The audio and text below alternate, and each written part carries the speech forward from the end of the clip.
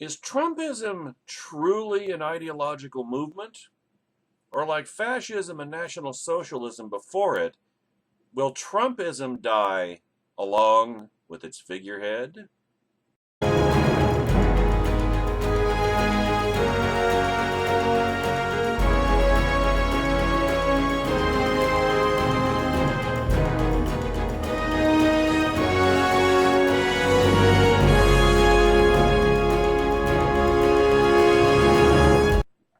You see, the biggest never Trump fear has been that Trump will take down the Republican majorities in Congress along with him and put the Democrats back in complete charge of the federal government. We would go all the way back to 2009 when we were helpless and couldn't stop the Democrats in anything. That's where Obamacare came from. That's where cap and trade came from. That's where Dodd-Frank came from. That's where the stimulus came from. That was our greatest fear. I mean, not fear of not getting the White House back, as we knew certainly since May 3rd, and if you really want to look at it, going all the way back to June 15th of last year, ultimately, that the White House was gone. We had no chance of getting that back. But we feared we'd lose everything. Trump would just take it all away from us. You people would have taken it all away from us. But now it's looking like that might not be the case. There might be some hope.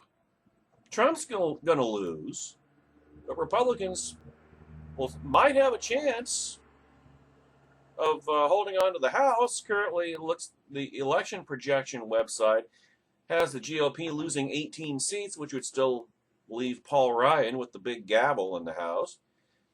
In the Senate, there were factors weighing against the GOP in the Senate this cycle simply because 6 years ago was the 2010 election, which was a GOP wave election. GOP gained 7 Senate seats that year, so there were a lot of vulnerable seats that the GOP had to defend this time around. Trump figured to make that immeasurably worse. Well, I looked at the numbers last night, and 3 seats are guaranteed to be gone. Mark Kirk in Illinois, Ron Johnson in Wisconsin, and the seat in Indiana that had been held by Republican Dan Coates. Evan Bayh is going to get that one back. He's going to get that seat back, which he lost back in 2010. Or was it 2012? No, he vacated the other Indiana seat in 2012, and now he's running for this one, and he'll get it back. I looked at the numbers. But it could possibly be that those losses will be limited to 3, those 3, maybe even a net of 2, because the Republicans have at least a measurable chance of picking up Harry Reid's seat in Nevada. And there are a couple of other, 2 or 3 other races that are legitimately toss-ups. Kelly Ayotte in New Hampshire and Pat Toomey in Pennsylvania. So, I mean, it could be just, a loss of 5 or 6 seats and Democrats regain control, or Republican losses might be limited to a net of 2 and the Republicans might retain the majority in the Senate.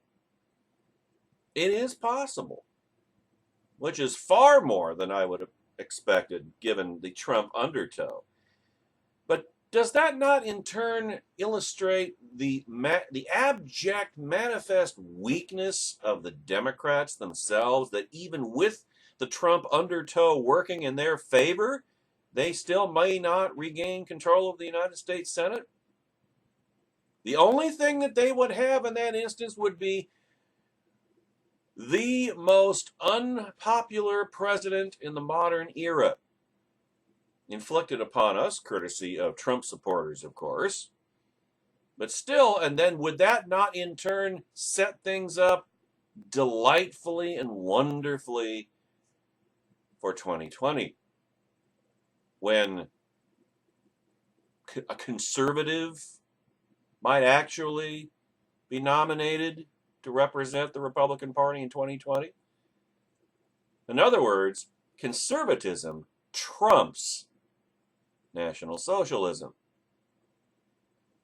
I mean, many down-ballot Republicans, as Matthew Continetti points out yesterday at nationalreview.com, this year have more to fear from Trump than from their Democrat opponents. Senator Rob Portman of Ohio is not exactly Mr. Personality, after all. He's not a culture warrior or a populist firebrand or fight, fight, fight. He's a soft-spoken, wonky baby boomer interested in budgets, finance, and taxes. I know the type. I see him in the mirror every morning. He won't be seen with Donald Trump, but he did welcome former boss George W. Bush to a private fundraiser last month. Also, he enjoys a significant lead over Democrat challenger Ted Strickland.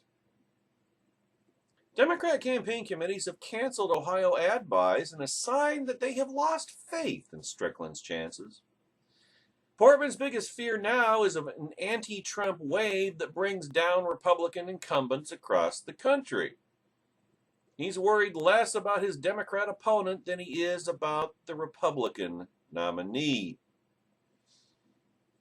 It's another oddity of the 2016 election. Mainstream conservative down-ballot Republicans are doing surprisingly well in an environment roiled by populism and nationalism. In other words, utter and complete irrationality, if not insanity. They certainly haven't been upended by any anti-incumbent sentiment. It wasn't a crusading ideology, but local dissatisfaction and redistricting that lost primaries for House Republicans Tim Huliskamp, Renee Elmers, and Randy Forbes. The populist, anti-trade, anti-immigration, in other words, National Socialist candidates taking on mainstream conservative incumbents have all lost. Whatever is driving some Republicans to support Trump has not helped his imitators. I tell you, Marxian socialism is the only socialist sect that is not tied to a strongman figurehead. Fascism did not survive Benito Mussolini's defeat. Nazism did not survive Adolf Hitler's demise. And now it's looking like maybe Trumpism will not survive the defeat of Donald J. Trump. See, that's what you Trump supporters just don't get. When Trump was nominated, Hillary's election was guaranteed. We're fighting for conservatism, and we're fighting for what you used to claim that the GOP needed to fight. Conservative principle.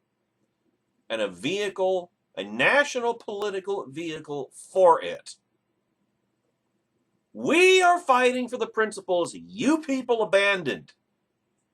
That's the bottom line. The most high-profile challenge to a member of the GOP elite has come from Wisconsin businessman Paul Nehlen, remember him, who took on House Speaker Paul Ryan earlier this summer. The basis of Nehlen's campaign was opposition to Ryan's stances on immigration and trade. Ryan happens to like both. Nehlen had the support of Ann Coulter. We are all cucks now. Appeared on Laura Ingram's radio show and enjoyed favorable coverage from Trump Bart, whose CEO later joined the Trump campaign as ceremonial chairman.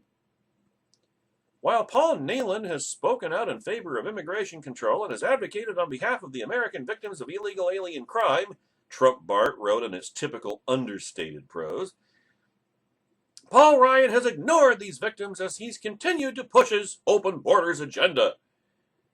Trump himself thanked Nehlen for his kind words. A few days before the primary, Coulter announced that she was off to Wisconsin to defeat Paul Ryan. Maybe she was just being sarcastic. It is her wont, after all. Ryan, of course, demolished Neyland by a margin of 70 points, 85% to 15%.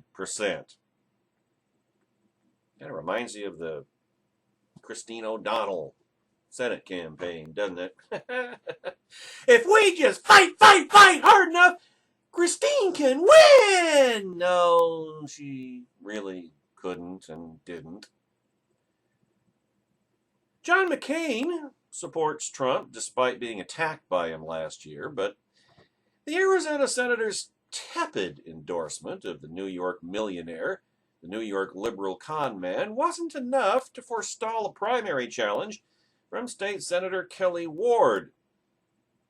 Ward called for an America First national security policy. In other words, forfeiting all national security, which is what isolationism accomplishes in practice.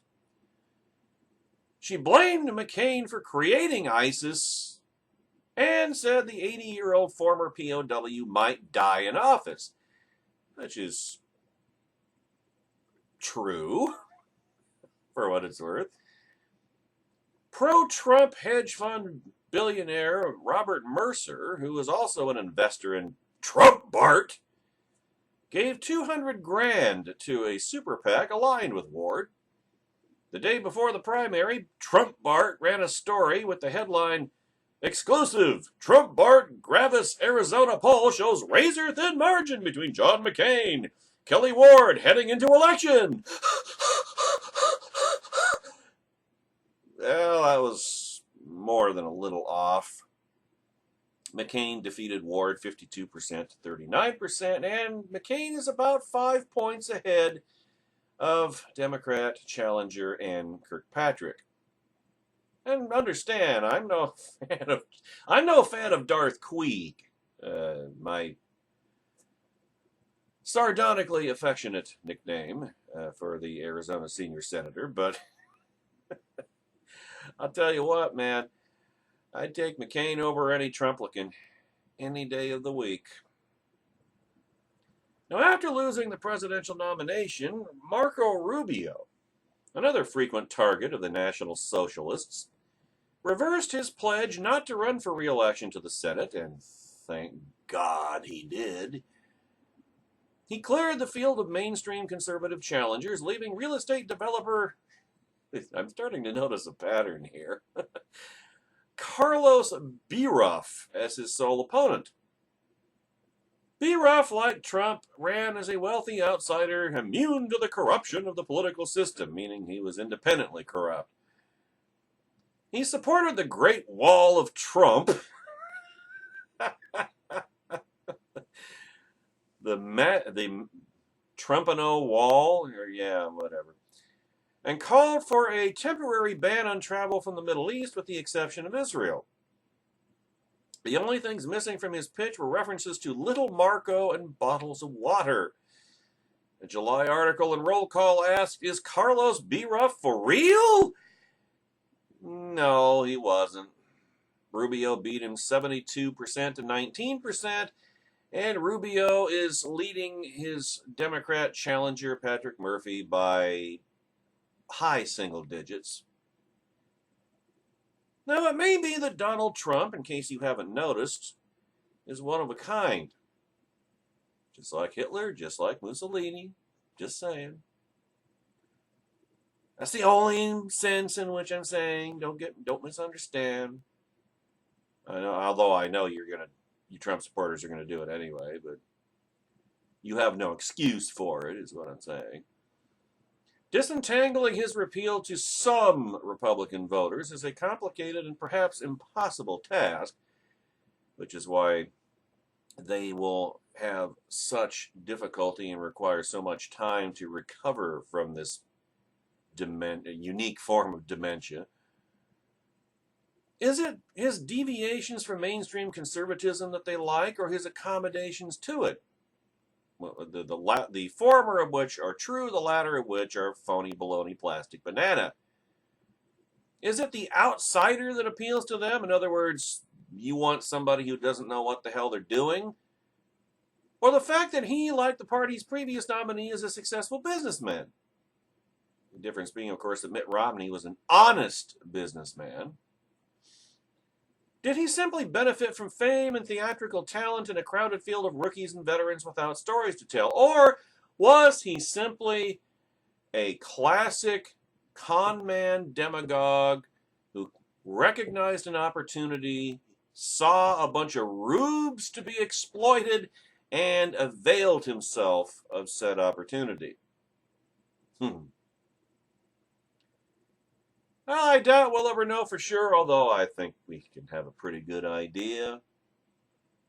Still, the relative success of figures like Portman, Ryan, McCain, and Rubio suggests that conservatism of the three-legged stool variety, pro-business, hawkish on national security, conservative on social issues, in other words, the Reagan coalition,